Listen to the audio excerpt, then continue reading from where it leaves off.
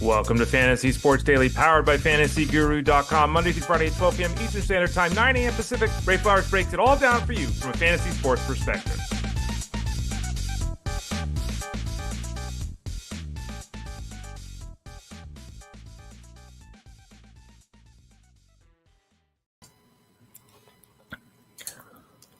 Hey there, everyone. Ray Flowers of FantasyGuru.com. Hope you're doing well. Hope you enjoyed the picture of the woodland, spectacular woodland behind me. I'm still dreaming of my vacation. The dreams fall further and further away with each passing day, but for a while there, I was in the forest. We had a river. My dog was behind me. You can't see me. He's right behind me there, but we're having a good time. Again, I'm Ray Flowers of Fantasy Sports Daily. Excuse me, at FantasyGuru.com. Geez Louise, hold on one moment here.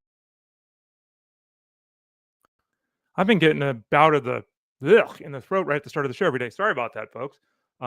It's not very professional, but never prided myself on being much of a professional. No, I'm just kidding. That's one thing I do pride myself on, is being a professional. Not a lot of people in our space are, unfortunately. Anyway, I'm Ray Flowers. You can find me here on the show Monday, Tuesday, Thursday, Friday, most weeks. This week, as well as last week, as well as the coming week. Basically, the rest of August, I'm more likely than not to be here 5 days a week. Justin Bensterman dealing with the birth of his child. So we wish him and the family well. So I'll probably be here. I'll be here with you all week this week and probably next week as well. Monday through Friday at 12 o'clock Eastern Standard Time. Fantasy Sports Daily goes live. We go about an hour. Monday is the day we talk baseball. Tuesday through Friday, we talk first half of the show, first half hour, baseball, and second half of the show, football. So we go half and half here the rest of the way. This is the one day I ride solo. It's the one day a week where we go just baseball. So if you're saying, Ray, I want football talk, well, you'll get it the next 4 days. You also could have gotten a whole bunch of it over at FantasyGuru.com for the training camp that we just had on Friday. Now, as we mentioned last week, just want to point it out again, the training camp was held last Friday, and that was basically 12 hours of coverage. 1 hour presentations given by everyone, PowerPoint presentations, questions were taken, answers were hopefully given, a variety of topics, betting, DFS, seasonal, how to draft, how to work in season, waiver wires, all that kind of stuff was part of what we did. And if you missed it, that's fine. If you signed up and missed it, that's fine. Or if you haven't signed up yet and missed it, that's fine. Go to FantasyGuru.com, click the subscribe tab in the top right corner of the page. You can sign up now. The entire 12 hours is cataloged, so you can watch the entire thing at any point. You can watch it this morning, tomorrow, half of it today, half of it on Friday. You can watch it again in 3 weeks if you want. If you sign up for it, you can watch it at any point in time. They're cataloged just like this show. I don't know this for a fact, but I'm pretty certain if you still sign up today because you missed last week, I still think you can get an entry into the Elite Mafia Fantasy Football Championship, take on us, the experts from the website. Pretty sure on that. If that's something that you really want to do, and again, I'm not certain if you get it today. If there's still spots, I don't know. Send a note, support at FantasyGuru.com, and they can clarify it. Pretty sure we can get you in a league there. Support at FantasyGuru.com. Throw it up on the screen here. And yes, when I say throw it up on the screen, you all know the drill, right? The show can be watched in 3 places live or on demand in 3 places. YouTube.com/@ElitePlusNetwork, Facebook.com/FantasyGuruHQ, and Twitter X @FantasyGuruSite. In those 3 spots, you can watch the show live, leave comments and questions.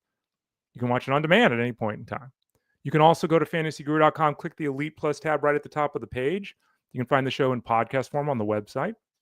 You can also just type in Fantasy Sports Daily to wherever you get your podcasts, wherever that podcast scenario is set up for you. You can probably find us there. Type in Fantasy Sports Daily. That's YouTube Music, Apple Podcasts, Pandora, Spotify. You get the point. Today on the show, again, it's all baseball. Only day of the week that we do all baseball. The rest of the week, it's half the show football. Tuesdays, all the guests come in about 12:30 Eastern Standard Time. Tuesday will be Armando Marcelo. Wednesday will be Rich Mileto. Thursday will be Tyler Beaker.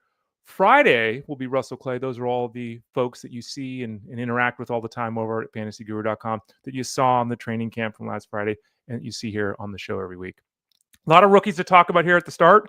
On Mondays, for those of you that are just new or just finding us, welcome, hello, all that kind of stuff.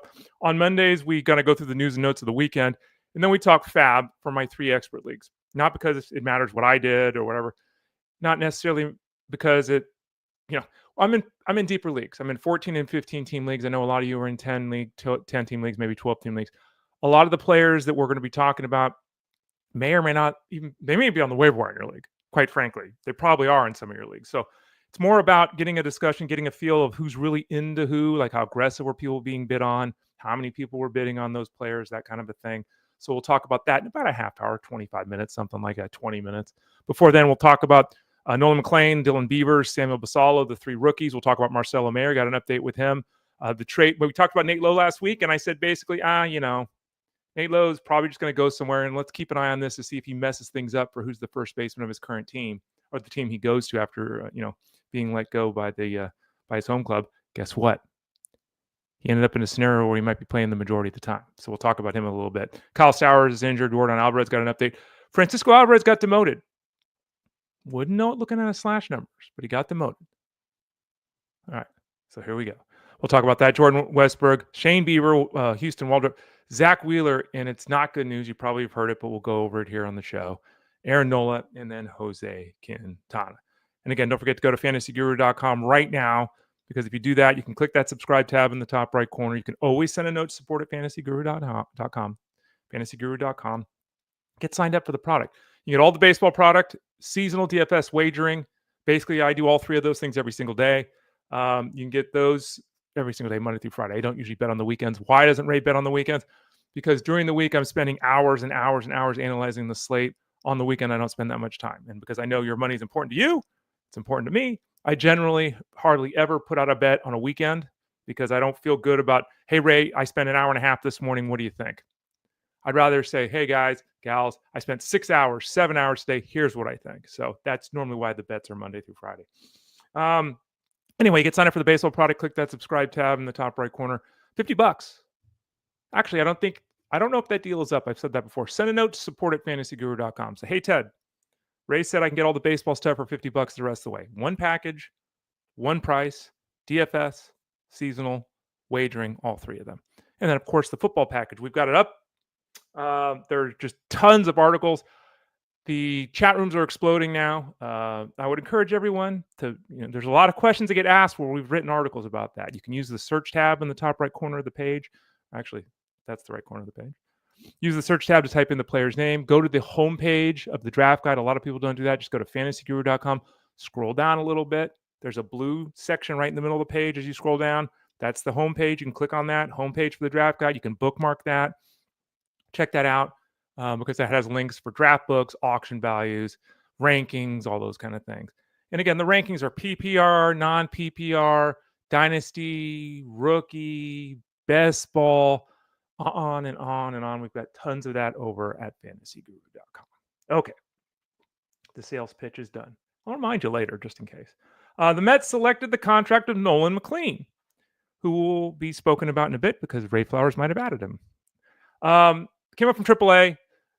This is a fast rising performer.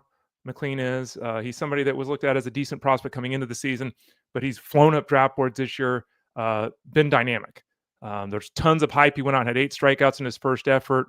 I was pretty surprised, actually, by the lack of interest on the waiver wire, and we'll talk again about this in 20 minutes or whatever it is. I was surprised in my leagues that there was less excitement about McLean. As I mentioned in Discord over the weekend when we were talking about him having a back and forth there, there's tons of hype. He pitches for the Mets, and he went out and had 8 strikeouts in his first effort. Now, he's got a terrific off-speed pitch, which, depending upon where you look, is called a slider or a sweeper. It's actually a sweeper. Might be listed as a slider. Actually a sweeper. He throws hard, and he's had tremendous results this season. At the same time, right now, he's like 10 innings past where he was last year in terms of workload. So there is an open question. The Mets are going to keep him in the rotation for now. They've already announced that. But there's an open-ended question as to how deep in the season the Mets are going to let him go. Because, again, we're already 10 innings past where he was last season. So that's something to think about. But Montas has been moved to the pen. McLean's going to stay in the rotation. Again, fast rising prospect with good stuff. Strike out an inning stuff, absolutely. So here we go. So he'll get an opportunity moving forward, at least for now. Again, later in the year, depending upon where they're at and what the playoff positioning is and how he looks and feels and all that kind of stuff. But for right now, he's obviously somebody that I picked up. So he's obviously somebody that you should feel decent about picking up. Let's pull it up. I'll pull up the probables page here. His next scheduled outing is to face Atlanta in Atlanta on Friday. And then if they were to stay on track, he'd face Philadelphia next week. So we'll continue to watch this, but he has been called up and had a very strong walk 4 guys, and that's kind of been the issue for him at times, the control. A lot of young guys have this, but he did show the strikeout stuff with the 8 strikeouts. Next guy up is Dylan Beavers. Now, we spent a lot of time talking about Sammy Basallo, and we'll talk about him in a second. Dylan Beavers was promoted, and this is another one of the prospects with the Orioles with tons of potential, tons of excitement in the fantasy space. From July 27th to the 15th of August, so from end of July to the point where he was called up to the big leagues, he had 60 at-bats. In those 60 at-bats, had 1,000 OPS, hitting over 300, 5 home runs. He's a power speed guy without question. There is swing and miss in his game, though. He's done a lot better job making contact this season, which is really nice to see. I was talking about him in Discord as well over the weekend, and I basically threw out because people always ask, what kind of player is this? What can my expectations be? And I basically said, look, if things come together, he's Randy Arozarena. Like, he's a guy that could go 20-20, but the batting average might be 240, right? Now, he has, again, shown improvement this year, so that's attractive with Beavers. Again, the last 10, 15 days or whatever it was, very hot. He's in a nice stretch right now. And there's really no reason that the Orioles don't play him every day the rest of the way.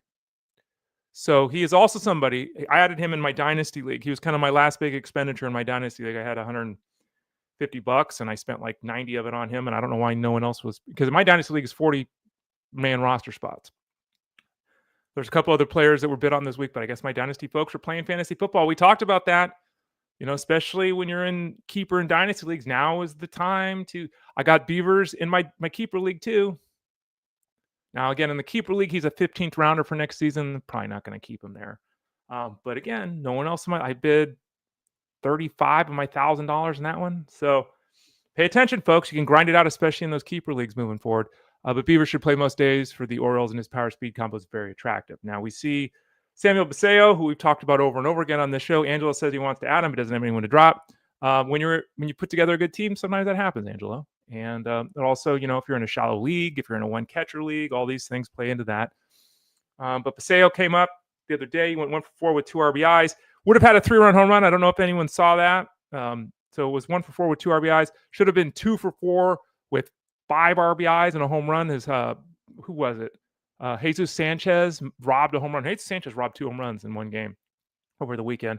But Basallo comes up. This a player that we've talked about over and over again. I bemoaned the fact I added Basallo in my Tout Wars League a month and a half ago, hoping they'd call him up. They never did. I eventually had to drop him because of roster situations. We'll see that he was bid on heavily this weekend when we get to the Tout Wars review.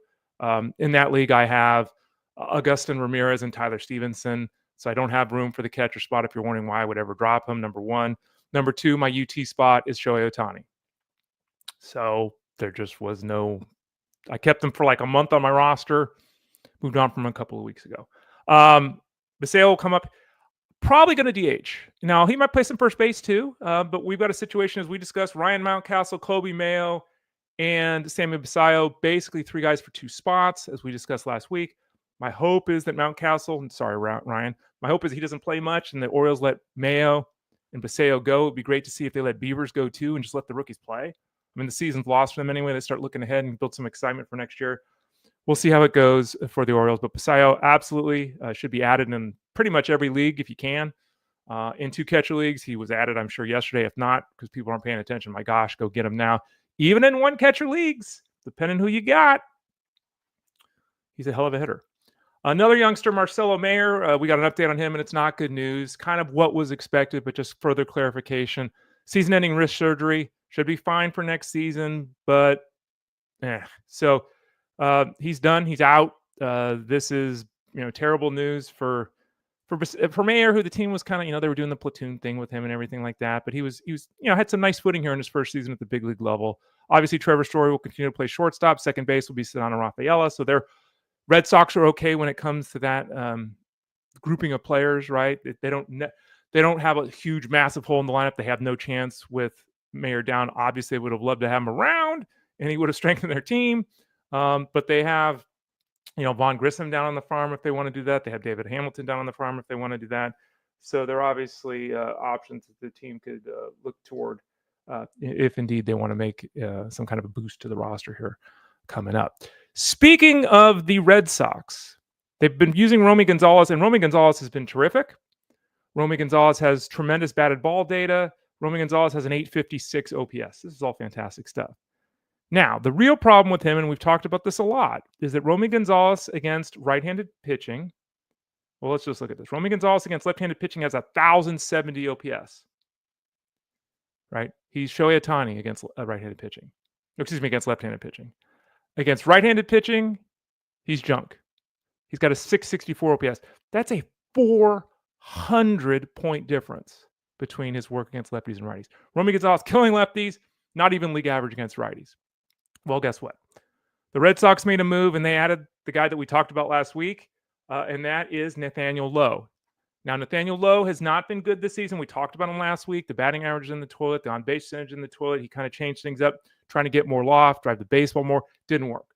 But the fact is that he was let go by the Nationals, and now he's joining the Red Sox. He's a lefty. He can hit righties. It makes a ton of sense for Nathaniel Lowe to go into the lineup for the Red Sox to face righties, for Romy Gonzalez to face lefties. And that's probably what the Red Sox are going to do. So no one was looking at Romy Gonzalez and thinking, oh my God, this guy's going to save my season. And frankly, as we just discussed, he's been a monster against lefties and just crap against righties. I don't know how much better Nathaniel Lowe is going to be. We'll see. He was added in the league here over the weekend, one of the leagues I'm in. Not the worst addition right now because of Fenway and because of the vibes that are positive and because of the lineup with the Red Sox, but his season has been rough. So not exciting really in the fantasy space. Good for the Red Sox, I think, but not really very actionable in the fantasy space for those of us that aren't in AL-only leagues. Kyle Stowers has been placed upon the 10-day injured list, player of the month, having a terrific season for the Marlins. Kind of a breakout effort for him, the former Oriole prospect. The problem for Stowers is going on the injured list with this left side strain. 2 to 6 weeks, kind of where we're at with, obliques and sides and all that stuff, right? So 2 to 6 weeks. Looking at the calendar, 6 weeks puts us where? The end of the season. It's unclear if we will see Stowers on the field again. I think the Marlins and, of course, Stowers would love to have him back before the season began. You don't want to go out of the season on an injured list, especially when you've been as good as he has been. But at the same time, we have to be honest about the scenario with Stowers and admit that maybe not, right? So if you have Stowers, hopefully you made a big move on the weekend because you might have to cover his spot in your lineup the rest of the season. We'll hope that prognostication of him potentially missing the rest of the season does not come to fruition. But right now, it is a distinct possibility that his season could be over. It's been a very good season, of course. Now, in terms of what do the Marlins do, if you look at the lineup right now, Dane Myers is going to have to play every day. They'll probably go Jacob Marcy, who's been terrific since his promotion, which gives them a little bit of leeway here with Stowers. We'll have Troy Johnson's probably the main benefactor of playing time. Yeah, they're doing their best they can there with the Marlins. They're piecing this thing together. Speaking of a team that's trying to piece together, Yordan Alvarez is going to start a minor league rehab assignment tomorrow. Hallelujah. Praise be. Yordan Alvarez is going to play an official game. I don't know. Could potentially return this weekend. That makes sense. He could play, 3-4 games out on the farm. They feel good about him. He feels good. They could have him activated this weekend. We shall see. It has been an absolutely disastrous season for him. We all know that.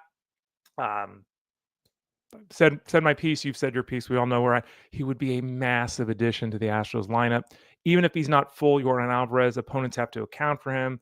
He does things to pitching staffs and the other dugout's going to worry about. It's a huge addition for the team. And there's still a chance that he's one of the better hitters in baseball in September. Small chance, but there's a chance. Let's hope he gets back and just is a productive hitter because he's had one of the worst seasons, I think, because it's one thing to have a guy, blow his knee out or blow his elbow out and he's just done, right? It's just over. To have this, oh, my hand hurts. Oh, my hand is sore. I'll be back in 15 days. Oh, wait, there's a broken bone. I'll be back in 3 weeks. He's going to end up missing well over half the season with this thing, right? And that's the killer, especially because we weren't always told the truth about what was going on, or even if we were told the truth, his recovery didn't go as planned. Whatever it's been a disastrous season. And those are the ones that are killers in the fantasy space. Speaking of Alvarez, Francisco Alvarez had a pair of doubles, had an RBI, and went 3 for 4 on Sunday. And you remember Francisco Alvarez? You remember the guy that was demoted when he wasn't hitting and there was all this concern about his swing and all the problems and he's terrible and all that. Let's look up here where he's at right now. He's played 56 games, so very little work, but 56 games.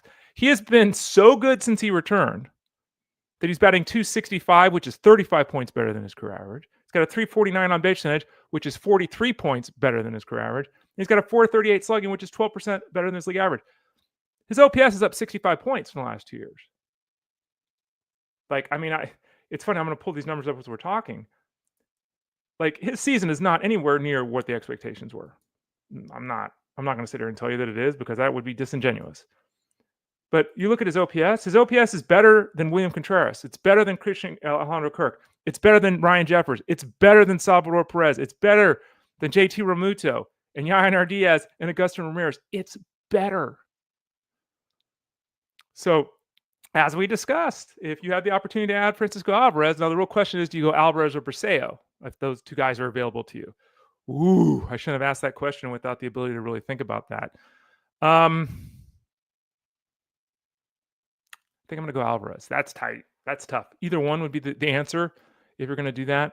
But you never quite know. I'm risk adverse when it comes to rookies. We all know that, right? You all know that. That's not new news. But Francisco Alvarez, since he's returned, he's played 21 games. He's hitting .320 with 1,000 OPS. So we'd go him slightly over Basallo, but either one would be a great addition to a squad. Jordan Wesburg went 4 for 5 with a couple of runs, scored a home run and an RBI. And I wanted to talk about Jordan Wesburg because he's had another season. It's not been to the level of Yordan Alvarez, but it's been a messy season. You know, he's played 15 games at second. He's played 42 games at third. He qualifies at both spots, I think, pretty much every league. And his overall numbers are very moderate. Though he's on a 150-game pace for 30 home runs and 100 runs scored. So maybe the numbers aren't that moderate. Ray, how did the numbers get there? I looked a couple weeks ago. And a couple weeks ago, he wasn't good. The last 27 games he's played, the last month, 5 home runs, 24 runs scored, batting .320 with an .865 OPS. And last week, he went nuts. He went 9 for 23 last week with 1,000 OPS. So Westburg is back to being Jordan Westburg. He's going to not be a success story because there's not going to be enough games played here. But as I talked about, he's basically better than last year, which it did not look like was going to be feasible 6 weeks ago. But he's been better than last year on a pace. He's got 120 at-bats to hit 4 home runs to match last year's mark and to score 5 runs to better last year's mark. Like he's going to be really good in terms of a comparison to last year. He's going to be great compared to where he was 6 weeks ago. He's going to be disappointing overall. But right now he's in a groove. And he's one of those players, much like Michael Harris, who we've talked about, who continues to get 2 base hits every game. A guy that, is not going to live up to expectations. But right now, Jordan Westburg, Michael Harris, they are the guys they were drafted to be, and that is saying something. All right, next up, Shane Bieber. Let's talk some pitchers. Shane Bieber is likely to pitch this week for the Blue Jays. His last effort down on the farm on Friday. 7 innings, shutout, baseball. That's pretty good. We'll all be interested to see, as I'm trying to hit, why is this not working? As I'm trying to hit F, there we go. We'll all see what this means long-term for Bieber. Arm is healthy, pitching very well. Now, expectations for Bieber need to be moderate.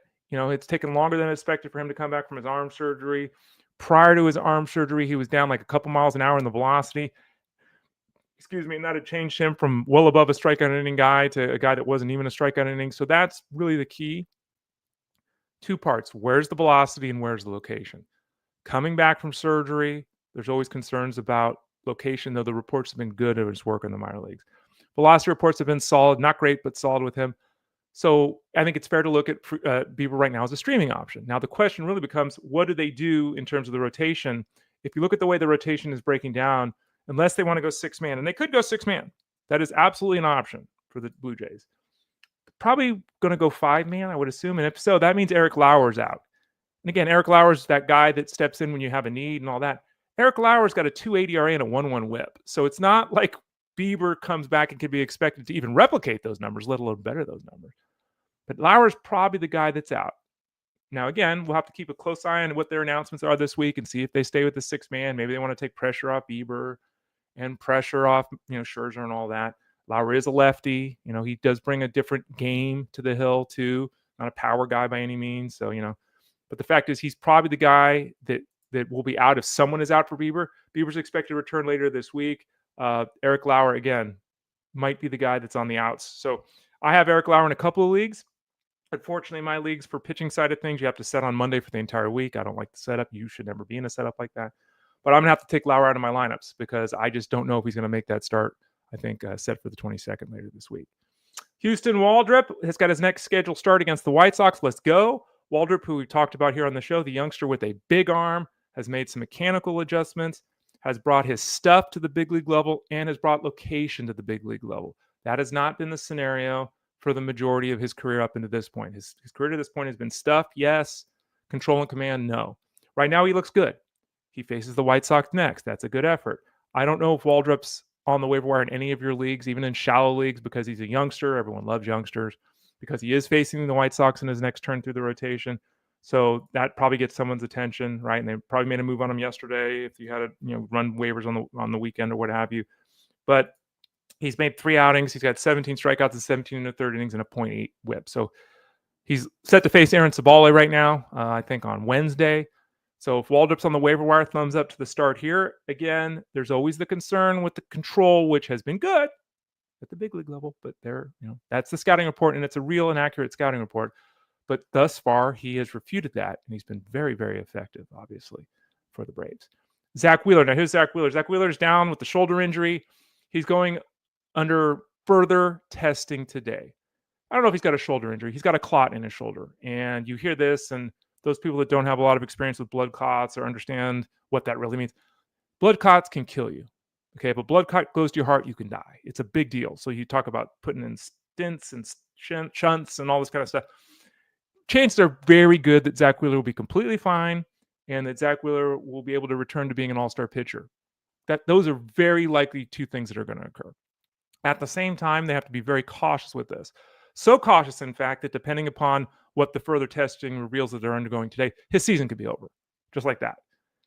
We'll see. So this is, Aaron Nola came back yesterday, gave up 6 runs in 2 1/3 innings, pitched terribly.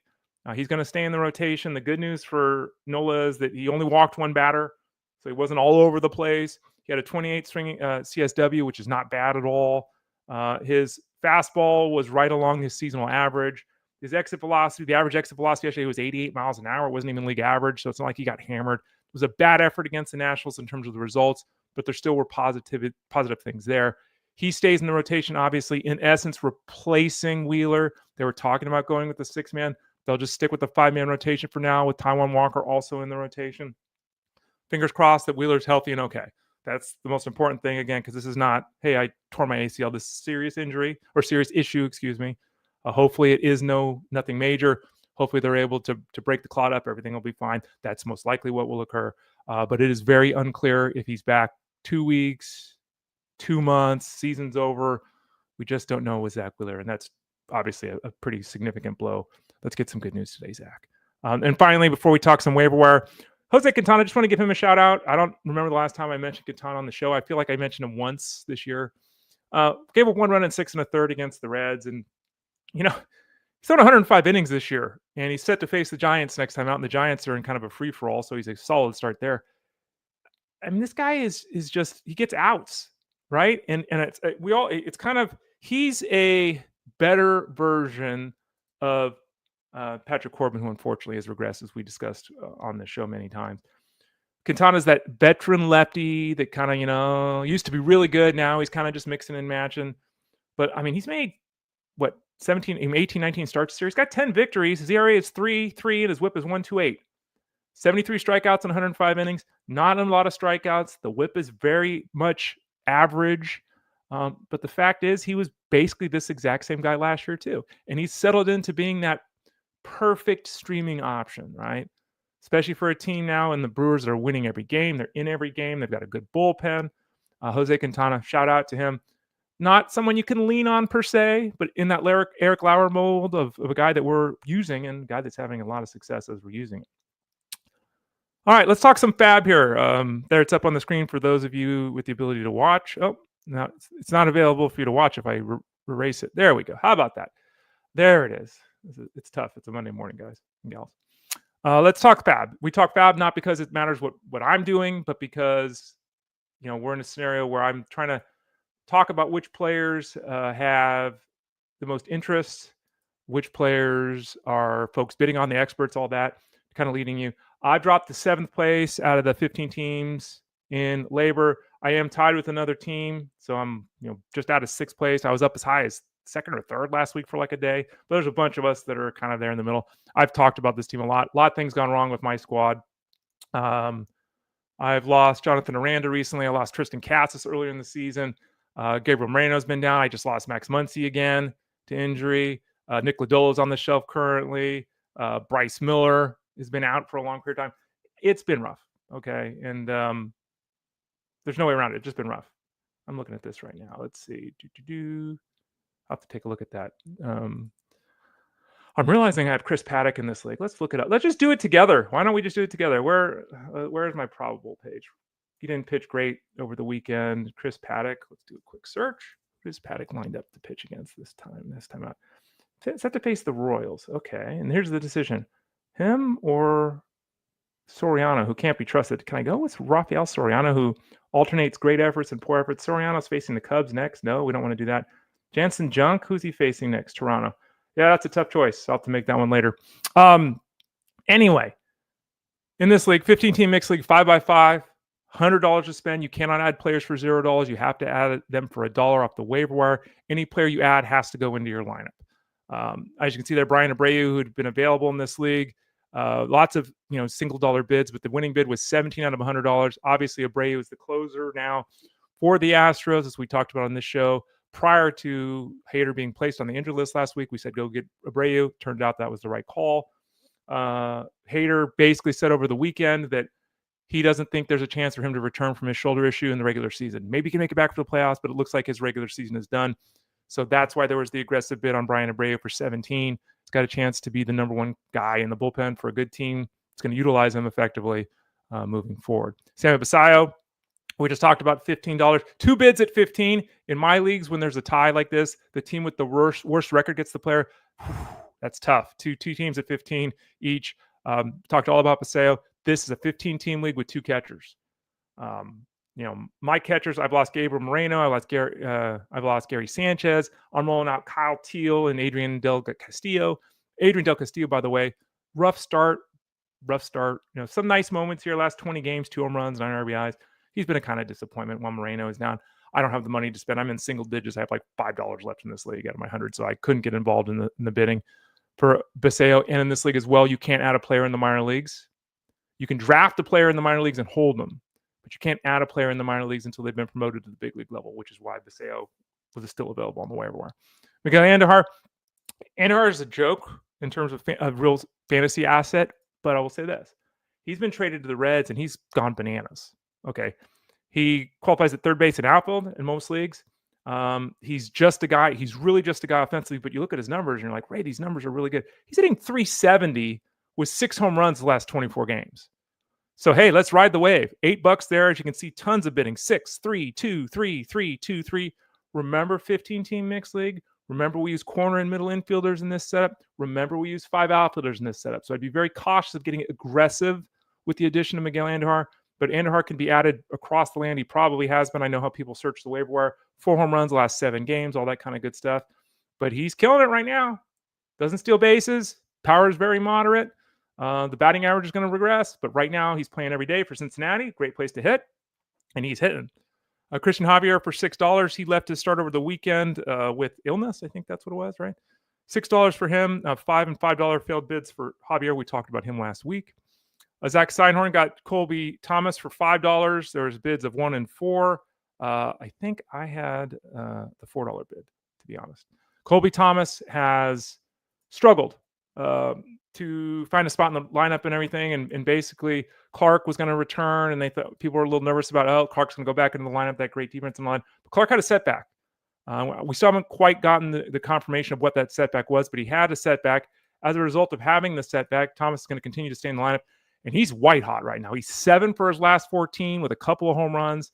Over his last 17 games played, he's batting .300 with a .900 OPS, 3 home runs, 2 steals. Again, some concern about playing time long-term once Clark is ready to return. But if we get an update on Clark, he's going to be out weeks after the setback he recently had, working his way back from injury. Colby Thomas could by then have cemented himself in this lineup, and he'd be very difficult to take out the rest of the way. Braxton Ashcraft, the setup man, $3 there. Dylan Beavers for $3. Very good addition for $3. We talked about Beavers early in the show. If you missed that, you can rewind. Failed bid for $3 for Beavers. That was me. Paul DeYoung for $2. Josh Bell for $1. Victor Vodnik for $1. Vodnik appears to be the closer of the Rockies. Now, there's rockiness there. Sorry, that was terrible. But Vodnik is the guy right now. And Vodnik, to his credit, his numbers overall are not, impressive whatsoever in the ratio categories. He's got a 1.5 whip almost. But his last 5 outings, whip is under 1, 4 saves and 5 outings and 7 strikeouts. This is not bad. So he's in a decent groove right now, and he's getting some saves, which is obviously a big issue for a lot of folks out there that are still searching. Edwin Ucita for $1, pitching phenomenally well. Not much access to the 9th inning, but pitching great, getting tons of strikeout numbers and all that. Teodosio for $1, Morales for $1, Topa for $1, and Yoshida for $1. Yoshida's probably only UT eligible, which dings him a little bit, and that's why there hasn't been much excitement in your league, probably, or in this league either. The FSGA league, I think I was up to 3rd or 4th place in this league, maybe even 2nd. Let's say 3rd or 4th in this league. I'm now dropped down. This is another league where I have 84 points. Look at this. So the top 3 are all above 90, and then we have 87, 86, 85, 84. So I'm a positive 4 days away from being in 4th place. In 7th place right now. My team, we forgot to talk about it, by the way. You saw that there on the screen. Nolan McLean, we mentioned getting him. I got him for $6. Luckily, I went that extra buck. There were bids for 5, 5, 4, 3, and 2. So there was some active bidding there, but no one got aggressive, which was a little surprising. And luckily, I was $1 higher than the other bids. You'll see in this league as well, I got McLean here too. $39 out of the 1,000. This is a 14-team league, the FSGA league. 14 hitters start, 9 pitchers start, the bench spots, all that kind of stuff. $1,000 to spend. This is the one league where you can add guys on Monday for $0. So this is the league that has the open waiver wires for a couple hours on Monday morning. My team is all kinds of beat up. I just lost Matt Chapman over the weekend. I've lost Hunter Dobbins and Tanner Houck. Nick Lodolo is still working his way back from injuries. This is the league where I lost Justin Martinez and AJ Puck. Without Gabriel Moreno here, I'm without Parker Meadows here. I'm without Bryce Miller here. It's right. Again, you're all dealing with this. I'm dealing with it too. But I had Nolan McLean here, which is really good because McLean will help cover, at least in the short term, until next week I get a better feel of where's Nick Lodolo, where's Bryce Miller. I got a pretty good pitching staff here in this league, to be quite honest. Zebby Matthews has been kind of hit or miss, but Robbie Ray's been great. Yamamoto's been great. Zach Littell's been great. Merrill Kelly's been great. Cade Horton's been one of the better pitchers in baseball the last month. Luis Castillo's been pretty good. I got a pretty good staff here. But I also have Eric Lauer on the bench. Jeffrey Springs on the bench. He's been rough late. But I had McLean because the value was there, because I needed a guy, because I'm a little bit worried about the worm turning on Cade Horton. Mitch Keller's kind of been... Anyway, Adam McLean for $39. And surprised that others didn't get more actively involved in the bidding here. Basallo went for $114 here.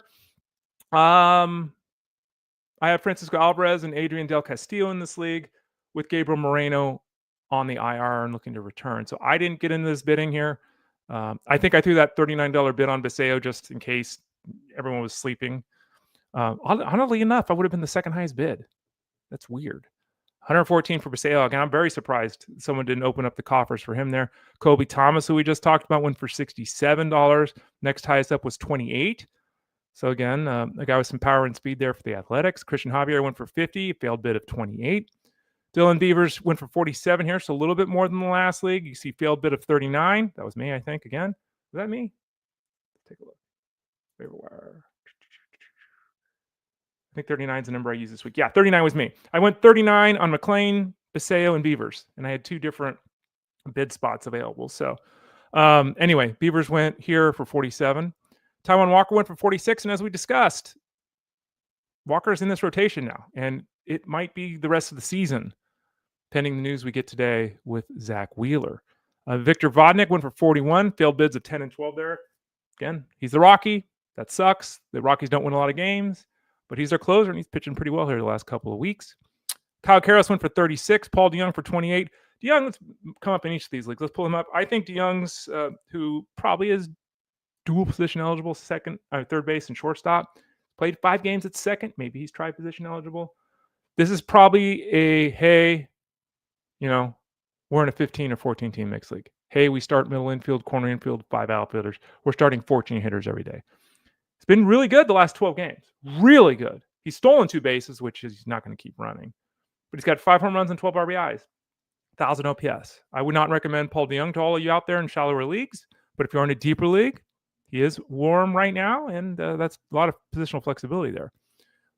Joey Ortiz. Ortiz, to me, is a little bit more intriguing than the aforementioned Paul DeJong. Ortiz, as we talked about last week, has been on a real tear here of late. The last 2 weeks hitting .333 with an 800 OPS, 10 runs scored in 12 games played. It seems like everyone on the Brewers is scoring, 0.75 runs or more a game, right? It's really remarkable the grooves are in right now. That's a good addition. He also probably qualifies at third base and shortstop. Alex Freeland went for $5, Max Kepler for $4, and JJ Weatherholt for $1. This is an interesting move. We passed that date, as we've talked about. We passed the date where you have to worry about a guy losing his ability to be a rookie next season. Why does that matter? As we discussed last week, the guy wins Rookie of the Year and a consensus top 100 player, which Weatherholt absolutely is. If a guy wins Rookie of the Year, top 3, 5, and MVP vote, something like that. I'm forgetting offhand. What is it? You get an extra draft pick, and that extra draft pick is like after the first round. So it's a huge thing. So there is a chance, now that we passed that date of August 15th, for the player to retain the rookie eligibility, that Weatherholt will be called up. Weatherholt was my first round draft pick this year in my Dynasty League that I discussed earlier. So really excited about that. Top 25 prospect coming into the season. I think he's probably ascended. To this point, he's a top 10 prospect, maybe top 5.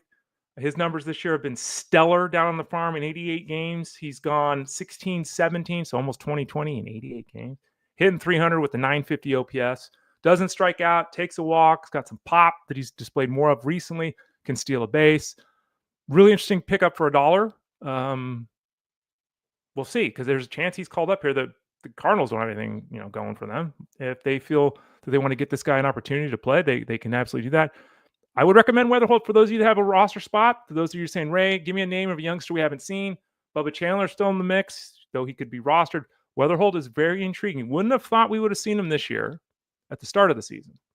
But right now, I think there's an opportunity that we could potentially see him in September, if not right at the end of August here. So very good addition here in a deeper league for the $1. Tout Wars. My team is starting to hit the old toilet a little bit. I think I'm in third place still, but as last week I was first or second last week. This week I was third worst. So it's all over the place. In this league, and remember, this is an on-base percentage league, 15 teams. On-base percentage instead of batting average, innings pitched instead of wins, and sold instead of saves.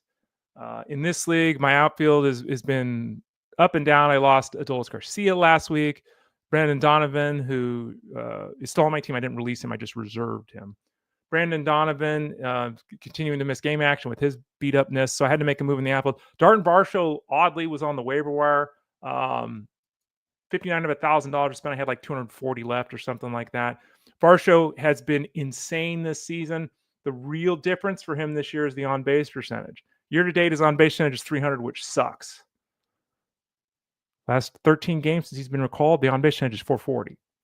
He's got 5 home runs and 14 RBIs in 13 games. He's not any part of that. He's not. But he's hitting home runs at an absurd rate. He's up to 13 home runs and 130 at-bats. I wrote about him, I think it was last week. I'm in a 15-team league. I've got injured players that I just discussed, and this is a scenario where we start 5 outfielders. Okay, so, this is a lot of the reason going into why did I spend $59 for Dalton Varsho. But I got Varsho on my team, and we'll hope that, or at least I'll hope, that he's able to really produce for at least another couple of weeks. At least be good the next couple of weeks. I added Matt Brash for $6. This is the Solds League. Brash has really established himself, as we are well aware, as the number 2 guy in the bullpen with Seattle. The last 8 outings, he's got a loss, but he's got 2 saves, 2 holds on the season, a strikeout an inning. He's up to 18 solds in 37 games. I'm looking at the matchup. And this is, you got to play the standings, right? I'm right on the cusp of, I'm actually, let's see, pull it up. I'm 4th in innings pitched. I could easily drop back to 5th or 6th this week because I'm going with an extra reliever, Matt Brash, this week in my starting pitching staff. I look at the solds. I'm 1 sold ahead of falling from a spot. I'm 2 solds ahead of the next spot. I'm 4, 5 solds ahead of the next spot. So I'm going to have to balance out the solds and the innings pitched the rest of the way. So that'll kind of be the mix and match game that I will play with my team. I do the same thing you all do, folks. I pulled out Luis Castillo, who's been poor on the road, who'll be facing the Phillies on the road. He's out of the lineup this week. Matt Brash is in. As you can see there, Ryan Boyer, who's in first place, he's going to win this league. I mean, he's had a good team all season long. His team has stumbled a little bit here the last couple of weeks, but look at the powerness there. Look what he did. He saved his fab, and he crushed it. He went 41% for McLean, which is an overpay, but he got his guy. He went 33% for Basallo, which is probably an overpay, but he got his guy. We have $1,000 all year long. So I don't know how Ryan, that's how good Ryan's team is. He just spent $750 of the 1,000, and he's in first place. So Ryan's probably going to win this league. My former cohort at Fanball, we used to work together years and years ago. But those are 2 power moves there. Cade Povich for $27. Povich, you know, he's not somebody to get excited about, but who's he set to face? Set to face Huston next. Don't really like that. So at $27 for Matt. Christian Kirk for $91. Again, this is the league where I have Augusto Ramirez and Tyler Stevenson, so I don't have a move on the catcher. Kirk has slumped a little bit of late. $91 for Pianowski for him. Teodosio for $11 to Scott Pianowski, who also got Kirk. $55 for Young. Young is interesting. The middle infielder, second baseman for Seattle. He's improved of late a little bit here. Let's pull up the stats just so I have it. Where are you? Cole Young. 438 on base percentage the last 2 weeks. Now he's 180 at bats in with 3 home runs and a steal. So, you know, not great. And he's only 3 for his last 16, but Scott's got a need up the middle. So he added Young. Yusita, who we talked about, he's a good addition. Pitching great right now. Let's pull the numbers up real quickly here. Yusita was one of my favorites coming into the year, a guy that was going to, you know, cost you a 26 round draft pick or something. Chance to get some saves. Only has 1 save. It only has 16 holds. But the last 11 innings here, he has pitched 16 strikeouts and 1 walk. 0.8 ERA, 0.53 whip. Yeah, as I said earlier, he's pitching great right now. Ryan Boyer unfortunately dropped Lowe right before, I guess, the news came that he was signing with the Red Sox to get Locklear. I don't mind that move anyway. We talked about Locklear. I have him in multiple leagues too. Mr. Nootbaar was picked up by Kev. Nootbaar, you know, he returned from injury, and he's been okay since he's returned from injury. Continues to hit near the top of the lineup, if not the top of the lineup. He's got a .316 on base percentage. His 11 games since he's been back, .279 on base percentage. Not a big power or speed guy. Should have a much better on base. He should at least be league average there, but he has not been great since he's returned. $25. And then Schlittler for $11 to Kev. Again, a scenario where this league is innings pitched. We don't know how deep into the year Schlittler's going to go. He's set to face Tampa Bay next this week, so that's a little bit of a rough outing, but he was really good the last time he took the hill. And if you look at his efforts, only one of them is he failed to go 5 innings, and each time out he's allowed 3 or fewer runs. So he's been very effective at keeping the runs off the board. Basically a strikeout an inning guy, but the walks have really been an issue. Barely a 2-to-1 strikeout to walk ratio. His whip is 1.52. That's why he was so inexpensive there this weekend. So hopefully that helps you out thinking about some of the folks' movement here on the waiver wire. The rest of the week, I'll be here with you again Monday through Friday, 12 o'clock Eastern Standard Time on Fantasy Sports Daily. Tuesday, Wednesday, Thursday, Friday. I talk baseball the first half hour of the show. The second half hour of the show is all football. So the rest of the week, we'll be discussing football. I see a football question here from David P. So let's address that. In a 10-team Superflex League, I have the first pick. But with the second and third pick, snake draft. How do I decide if I get more value from wide receiver running back group? I know we don't know who's available, but when in general, Ray? Thanks. I have the first pick, but with the second and third pick. Okay. I'm assuming you're talking second and third round picks here, Dave. If I was in a Superflex League, and I've been in that, we talked about the Superflex League here on the show. You can find it if you go to youtube.com/@ElitePlusNetwork. You can find the whole draft a couple weeks ago. Go to the live tab at the top when you go to youtube.com/@ElitePlusNetwork, and then search until you find Superflex or SF draft, Superflex draft, something like that. If I want the first pick, even if it's a 10-team league, I think the safest pick is just to take your quarterback with that first pick. Do you have to do that? No, you don't.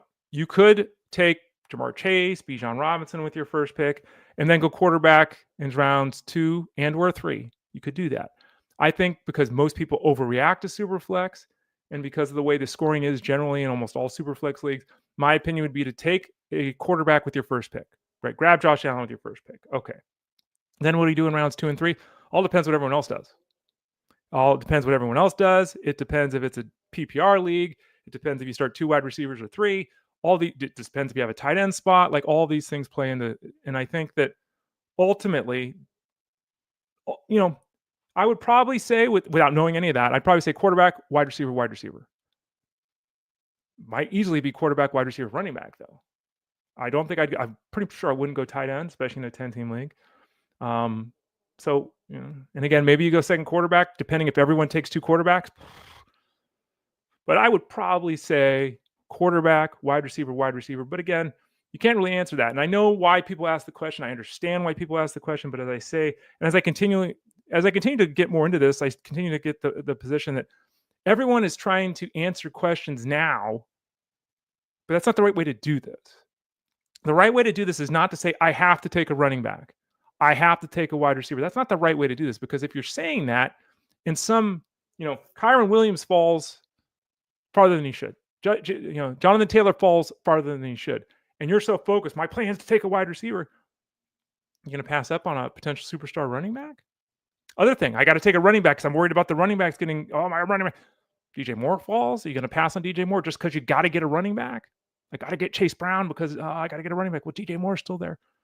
So having a plan is good, David and everyone else, but I would suggest strongly that, everyone understands you can't really answer these questions unless your draft goes according to ADP, and they never do, especially in a super flex league. Some people are going to take 2 quarterbacks the first 2 rounds. Some people are going to take 1 quarterback the first 2 rounds. Some people are not going to take a quarterback the first 2 rounds. Like it's the planning is going to be all over the place. So it's really tough to answer the positional who do I take questions. Be open. Have a thought process of how I'd like to do this, but be open to bobbing and weaving, depending upon how the draft itself plays out. Hit me up in Discord over at fantasyguru.com. Join us back here on the show at 12 o'clock Eastern Standard Time tomorrow. Again, Fantasy Sports Daily, powered by FG, Monday through Friday, 12 o'clock Eastern. Hit us up on youtube.com/@Elite Plus Network. Go to the site, fantasyguru.com. Click that Elite Plus tab at the top of the page. Send a note to support@fantasyguru.com if you got any questions. Support@fantasyguru.com. And don't forget to watch the Elite Sports Show, or listen, to the Elite Sports Show with Jeff Manns.